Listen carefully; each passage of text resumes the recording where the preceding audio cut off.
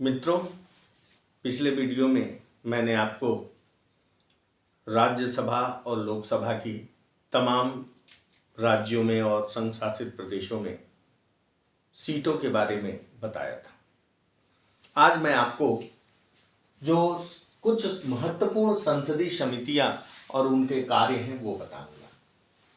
इसमें आप देखेंगे कि लोक लेखा समिति, प्राक्कलन समिति, सार्वजनिक उपक्रम समिति और प्रवर समिति, ये चार प्रमुख समितियां हैं। अब मैं यहां शुरू करता हूं लोक लेखा समिति से। पब्लिक अकाउंट कमेटी, लोक लेखा समिति, इसमें कुल 22 सदस्य होते हैं, 15 लोकसभा से और 7 राज्यसभा से। कुल 22 सदस्य, 15 लोकसभा, 7 राज्यसभा। अक्सर पूछता है ये प्रश्न कंपटीशन में कि लोक लेखा समिति में लोकसभा से कितने सदस्य और राज्यसभा से कितने सदस्य होते हैं। तो 22 टोटल सदस्य होते हैं, जिसमें 15 लोकसभा से, 7 राज्यसभा से। इसके कार्य के बारे में भी पूछता है। तो देखिए, लोक लेखा समिति का जो कार्य है, सरकार के विनियोगों तथा वित्त लेखा और लेखा नियंत्रक तथा महालेखा परीक्षक के रिपोर्टों की जांच करना, यह मुख्य रूप से इस पब्लिक अकाउंट कमेटी के कार्य है। यानी सरकार के जो भी विनियोग है तथा वित्त लेखा और महालेखा परीक्षक, लेखा पर नियंत्रक तथा महालेखा परीक्षक के रिपोर्ट की जांच करना, यह पब्लिक अकाउंट कमेटी यानी लोक लेखा समिति के प्रमुख कार्य हैं। टोटल 22 सदस्य, 15 लोकसभा से, 7 राज्यसभा। अब इस दूसरी समिति की चर्चा करते हैं, प्राक्कलन समिति। इसमें टोटल सदस्य 30 होते हैं और कुल के कुल लोकसभा से होते हैं। इसमें राज्यसभा से कोई सदस्य नहीं होता। 30 सदस्य हैं और 30 के 30 लोकसभा से। इसका प्रमुख कार्य क्या है? वित्तीय नीतियों के संबंध में सुझाव। ये जो प्राक्कलन समिति है, जितनी भी वित्तीय संबंध में नीतियां बनती हैं, उसके संबंध में यह सुझाव देता है। तीसरी समिति सार्वजनिक उपक्रम समिति। इसमें कुल 15 सदस्य होते हैं, 10 लोकसभा से, टोटल 15, 10 लोकसभा से और 5 राज्यसभा से। इसका काम क्या है? इस सार्वजनिक उपक्रम समिति का कार्य क्या है? सीएजी, कैग, नियंत्रक एवं महालेखा परीक्षक। कैग भारत में कैग के प्रतिवेदनों तथा सरकारी प्रतिष्ठानों के लेखा एवं प्रतिवेदनों की समीक्षा करना, यह इसका प्रमुख कार्य सार्वजनिक उपक्रम समिति का, कि कैग के प्रतिवेदन, जो कैग ने प्रतिवेदन दिए, महालेखा परीक्षक एवं नियंत्रक ने जो प्रतिवेदन दिए, तथा सरकारी प्रतिष्ठानों के लेखा और एवं प्रतिवेदनों की समीक्षा करना, यानी उनकी समीक्षा करना। अब ये चौथी महत्वपूर्ण समिति जो है, वह है प्रवर समिति। अभी मैं विशेषाधिकार समिति बाद में बताऊंगा। ये चौथी महत्वपूर्ण समिति है प्रवर समिति। इसमें टोटल 45 सदस्य होते हैं, 30 लोकसभा से और 15 राज्यसभा। यहाँ एलएस मने लोकसभा, आरएस मने राज्यसभा। 30 लोकसभा से और 15 राज्यसभा से। इस प्रवर समिति का प्रमुख कार्य क्या है? प्रमुख कार्य विधेयकों की समीक्षा करना। जो भी विधेयक पेश किए जा रहे हैं, उनकी समीक्षा करना इस प्रवर समिति का महत्वपूर्ण कार्य है। एक समिति आती है विशेषाधिकार समिति। देखिए, यह समिति हर सदन में बनाई जाती है। हर सदन की अपनी एक समिति होती है। इसमें 15 सदस्य लोकसभा से और 15 सदस्य लोकसभा की, ये हर सदन की समिति होती है, विशेषाधिकार समिति। इसमें ऐसा नहीं है कि दोनों सदन मिला के होते हैं। इसमें हर समिति से, हर सदन की एक समिति होती है। तो जो लोकसभा की विशेषाधिकार समिति है, उसमें 15 सदस्य, और जो राज्यसभा की विशेषाधिकार समिति है, उसमें 10 सदस्य होते हैं। इसका कार्य क्या होता है? संसद के किसी सदन या अध्यक्ष द्वारा विशेषाधिकार उल्लंघन से संबंधित प्रेषित मामलों की जांच करना।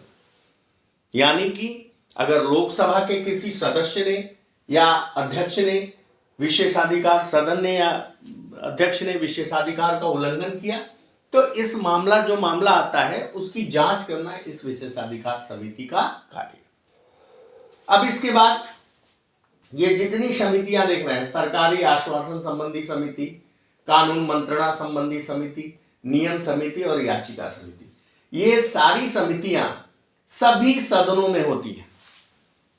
ऐसा नहीं कि एक समिति है और दोनों सदन के ज्वाइंट सदस्य, नहीं, दोनों सदनों में अलग अलग होती है। देखिए महत्वपूर्ण यही है, लोक लेखा समिति, प्राक्कलन समिति, सार्वजनिक उपक्रम समिति और प्रवर समिति, ये चार महत्वपूर्ण है। इसके अलावा ये भी छोटी छोटी समितियां, कभी कभी प्रश्न पूछे जाते हैं, ज्यादातर नहीं पूछे जाते। सरकारी आश्वासन समिति, कानून मंत्रणा समिति, नियम समिति और याचिका समिति और विशेषाधिकार समिति, ये सभी समितियां हर सदन की अपनी अलग अलग होती है, प्रत्येक सदन में अलग अलग होती है। अब सरकारी आश्वासन समिति में 15 सदस्य लोकसभा के और 15 लोकसभा की जो समिति है उसमें 15 सदस्य होते हैं और जो राज्यसभा में ये समिति है उसमें 10 सदस्य होते हैं।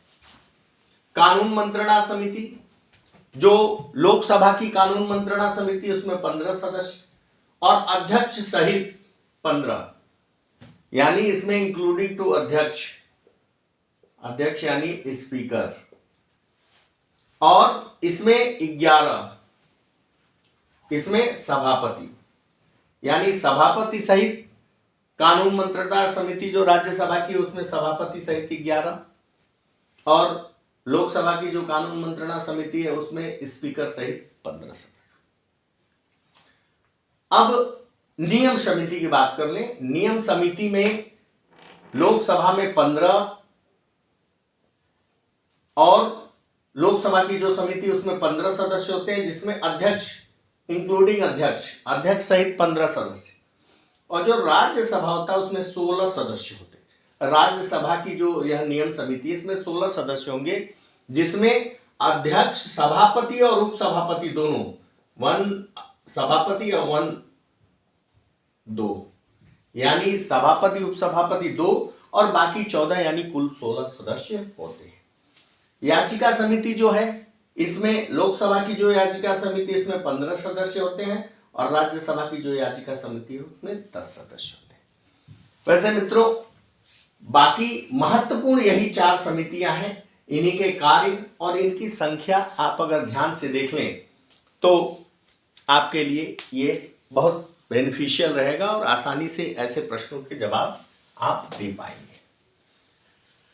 ये रही समितियां।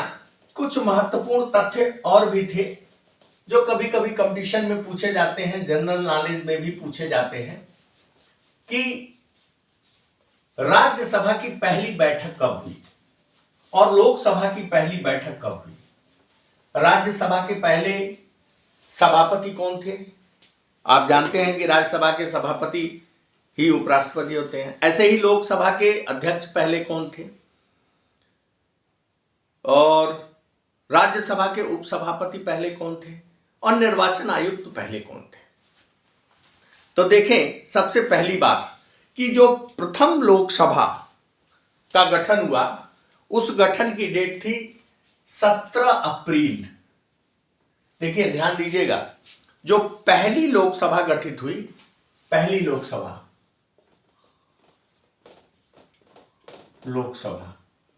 17 अप्रैल 1952, पहली लोकसभा का गठन।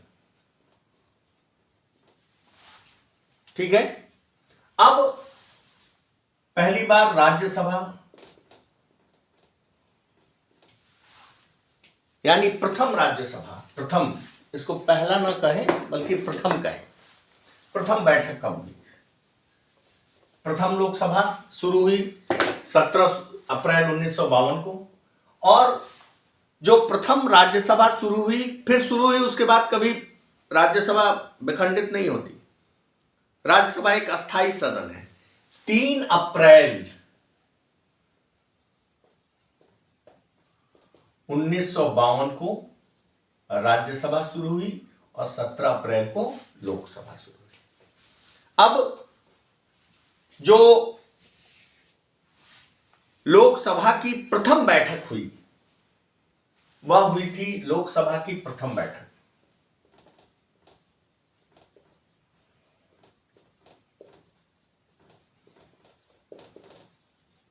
यहां गठन देखा आपने, लोकसभा का गठन 17 अप्रैल 52 को, राज्यसभा का गठन 3 अप्रैल 52 को। लेकिन जो लोकसभा की प्रथम बैठक हुई वो 13 मई 1952, 13 मई 1952 को लोकसभा की प्रथम बैठक हुई। अब देखते हैं कि लोकसभा के प्रथम अध्यक्ष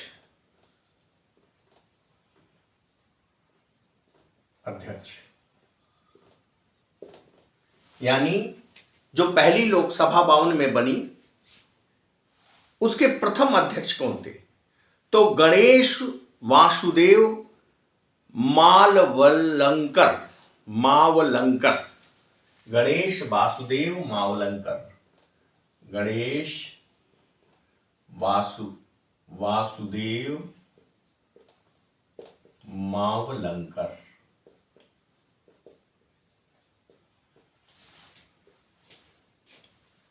ध्यान दीजिएगा, इनको, ये पहले लोकसभा के अध्यक्ष थे। अब राज्यसभा के प्रथम सभापति, तो आप जानते हैं कि राज्यसभा का सभापति कौन होता है? पदेन होता है। कौन पदेन होता है? उपराष्ट्रपति होता है। तो प्रथम उपराष्ट्रपति कौन थे? तो सर्वपल्ली डॉक्टर राधा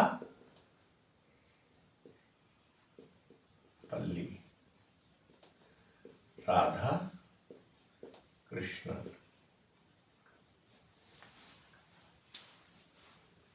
डॉक्टर सर्वपल्ली राधा कृष्णन, ये प्रथम राज्यसभा के सभापति या प्रथम उपराष्ट्रपति थे। अब उपसभापति, राज्यसभा का प्रथम उपसभापति,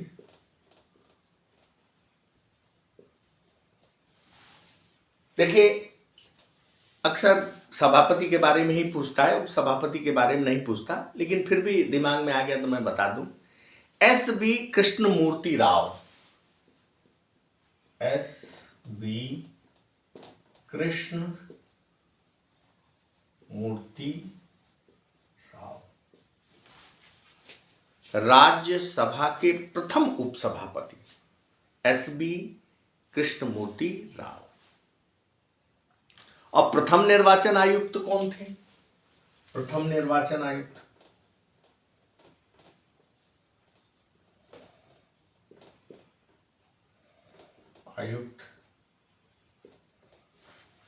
सुकुमार सेन।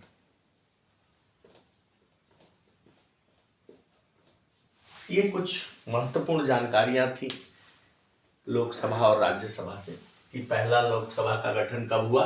तो 17 अप्रैल 1952 को। राज्यसभा का गठन कब हुआ? तो 3 अप्रैल 1952 को। प्रथम लोकसभा की बैठक कब संपन्न हुई? तो 13 मई 1952 को। लोकसभा के प्रथम अध्यक्ष गणेश वासुदेव मावलंकर, राज्यसभा के प्रथम सभापति उपराष्ट्रपति, प्रथम उपराष्ट्रपति सर्वपल्ली राधाकृष्णन, सभापति, उपसभापति प्रथम जो थे S.B. कृष्णमूर्ति राव थे, और निर्वाचन आयुक्त सुकुमार सेन थे। यह कुछ महत्वपूर्ण जानकारी थी तो मैंने सोचा आप लोगों से शेयर कर दूं। अब एक प्रश्न बार बार आता है कि धन विधेयक और वित्त विधेयक में क्या अंतर है? तो कुछ शॉर्ट में मैं आपको बताऊंगा। धन विधेयक और वित्त विधेयक। धन विधेयक लोग अक्सर इसको एक मान लेते हैं, लेकिन ये दोनों में अंतर है। वित्त विधेयक, इन दोनों में क्या अंतर है? तो देखिए, जो पहला अंतर है, धन विधेयक पारित करने के लिए की प्रक्रिया अनुच्छेद 109 में दी गई है। इसकी प्रक्रिया अनुच्छेद 109, यानी धन विधेयक जो पारित होता है उसकी प्रक्रिया अनुच्छेद 109 में दी गई है। लेकिन वित्त विधेयक की प्रक्रिया अनुच्छेद 117 में दी गई। एक अंतर ये हो गया कि धन विधेयक 109 में है और वित्त विधेयक 117 में। दूसरा, धन विधेयक में सिर्फ अनुच्छेद 110 में जो विषय निर्दिष्ट किए गए हैं वो आते हैं। जो दूसरा है धन विधेयक में, वह है कि अनुच्छेद 110 में जो विषय हैं वे आते हैं। धन विधेयक में 110 अनुच्छेद में जो विषय दिए गए हैं वो आते हैं।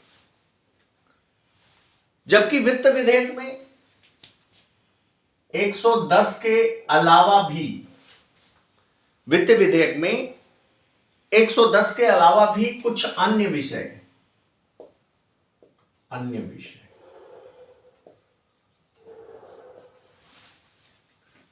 अभी आपने देखा कि 110 में जो विषय उल्लेखित हैं वो केवल धन विधेयक में आते हैं, लेकिन वित्त विधेयक में 110 तो आता ही आता है, इसके अलावा भी अन्य विधेयक आते हैं। एक चीज और, प्रत्येक धन विधेयक वित्त विधेयक होता है। प्रत्येक धन विधेयक वित्त विधेयक होता है। यानी ये जो धन विधेयक है, प्रत्येक धन विधेयक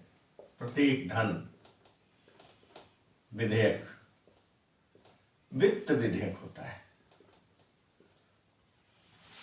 यानी धन विधेयक आवश्यक रूप से वित्त विधेयक में मिला हुआ है। बहुत महत्वपूर्ण है कि जो धन विधेयक है वो वित्त विधेयक में मिला हुआ है, लेकिन प्रत्येक वित्त विधेयक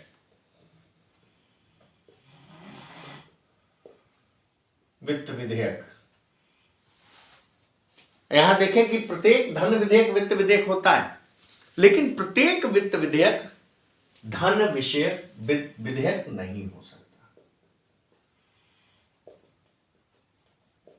नहीं, यहां क्या है, जो धन विधेयक है आवश्यक रूप से वित्त विधेयक होगा, लेकिन जो वित्त विधेयक है प्रत्येक वित्त विधेयक धन विधेयक नहीं हो सकते। यानी धन के अलावा और भी चीजें उसमें आती है। चौथा, ये जो धन विधेयक है इसको राज्यसभा में प्रारंभ नहीं किया जा सकता। धन विधेयक को प्रारंभ करना हो तो लोकसभा में ही प्रारंभ करेंगे, राज्यसभा में प्रारंभ नहीं करेंगे। जबकि वित्त विधेयक, जो वित्त विधेयक है वह राज्यसभा में भी पेश किया जा सकता है। उसको जो वित्त विधेयक है उसमें बाकी चीजें, बस अनुच्छेद 117(3), ध्यान दीजिएगा, अनुच्छेद 117(3) के अधीन आने वाले वित्त विधेयक को भी राज्यसभा में नहीं पेश किया जा सकता। इसको भी राज्यसभा में प्रथम पेश नहीं किया जा सकता। लेकिन इस 117(3) को छोड़ के बाकी जो भी होंगे उनको पेश किया जा सकता है। यह था आपका धन विधेयक और वित्त विधेयक में अंतर।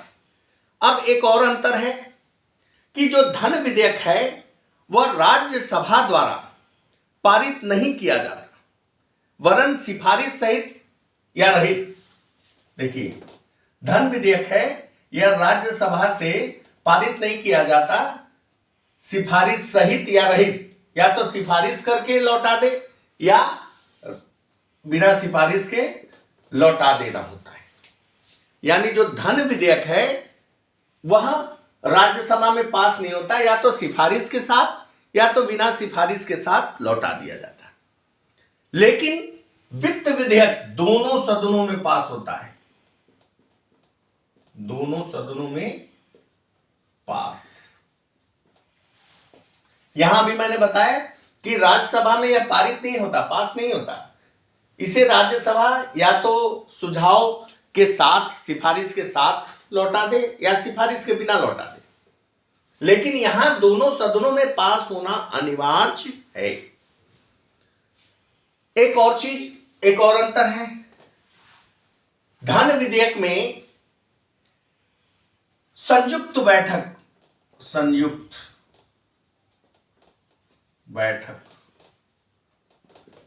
संसद का नहीं। जो धन विधेयक है उसमें संयुक्त बैठक नहीं बुलाई जा सकती धन विधेयक में, लेकिन वित्त विधेयक में बुलाई जा सकती है, बुलाई जा सकती है। यहां संयुक्त बैठक नहीं बुलाई जा सकती धन विधेयक में, लेकिन वित्त विधेयक में देखिए संयुक्त बैठक नहीं बुलाई जा सकती, लेकिन यहां बुलाई जा सकती है। अब देखिए धन विधेयक क्या है कि धन विधेयक को राष्ट्रपति पुनः विचार के लिए नहीं लौटा सकता।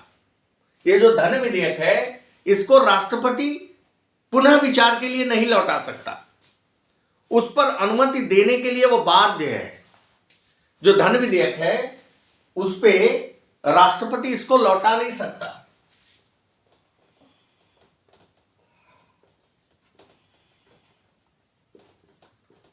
राष्ट्रपति लौटा नहीं सकता, यह इस पर अनुमति के लिए बाध्य है, के लिए बाध्य। धन विधेयक को राष्ट्रपति नहीं लौटा सकता, अनुमति के लिए बाध्य। जबकि वित्त विधेयक को राष्ट्रपति लौटा सकता है पुनर्विचार के लिए।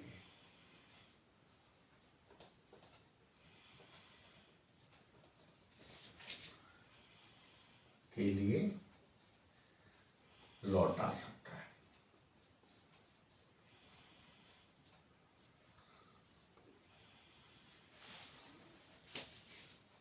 देखिए यहां जो था, यहां राष्ट्रपति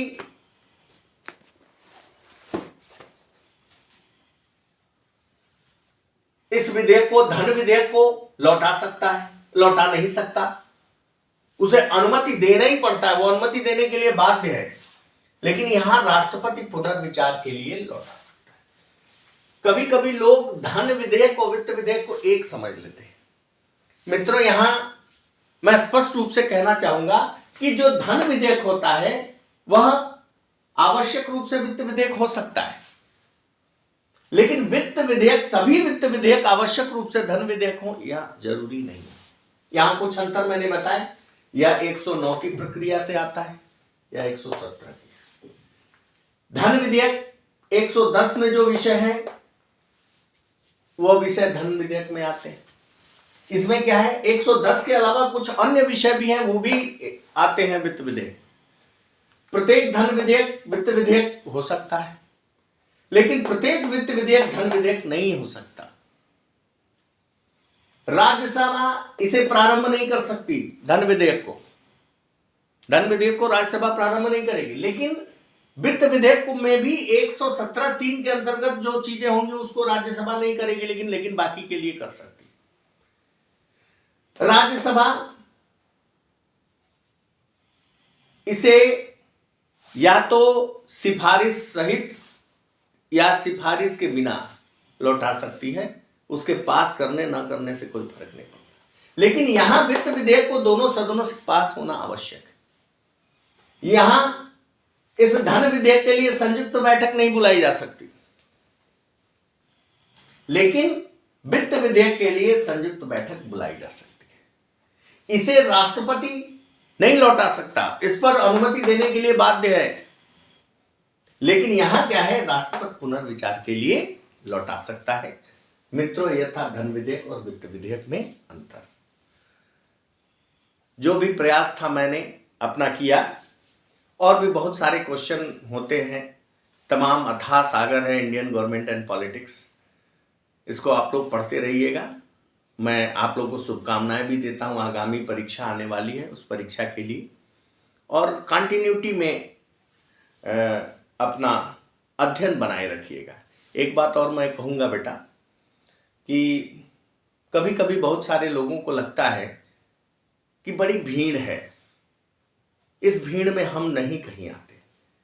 बहुत सारे कंपटीशन के एग्जाम देने जाइए तो देखती है आपसे दूने दूने उम्र के लोग, अधिक अधिक उम्र के लोग दे रहे हैं, वहां आदमी डिमोरलाइज हो जाता है। लेकिन मैं कहूंगा आपसे, डिमोरलाइज होने की आवश्यकता नहीं।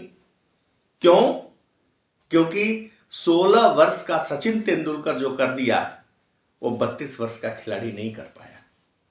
और सीट चाहिए कितनी? एक आपको।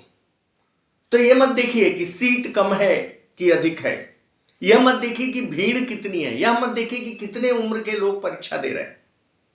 आपको एक सीट चाहिए।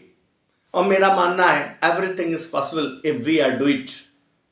मेरा यह मानना है कि अगर आप कुछ करना चाहें तो सब कुछ संभव है। वो ओम शांति ओम फिल्म का एक डायलॉग याद आता है कि अगर आप किसी को चाहते हैं तो पूरी कायनात आपकी मदद करती है, बशर्ते आपकी अंतर मन में इच्छा होनी चाहिए। अगर आप उस पद को प्राप्त करना चाहते हैं, उस परीक्षा को निकालना चाहते हैं, तो अपनी अंतरात्मा को, अपने मनोबल को मजबूत कीजिए और निश्चित रूप से आप उसको प्राप्त करना पाएंगे। क्यों? क्योंकि आपकी अंतरात्मा उसे प्राप्त करना चाहती है। ढेर सारी शुभकामनाएं। और भी तमाम वीडियो में डालता रहूंगा। मैं सोच रहा हूं इसके बाद थोड़ा सा न्यायपालिका के बारे में बताया जाए। मित्रों, आज के दिन विदा लेने से पहले एक रिक्वेस्ट आपसे करूंगा कि मेरे चैनल को सब्सक्राइब कीजिएगा, बेल आइकन को दबाइएगा, ऑल नोटिफिकेशन मिल सके आपको, और अधिक से अधिक शेयर कीजिएगा। ढेर सारी शुभकामनाएं मित्रों। बहुत बहुत धन्यवाद। नमस्कार।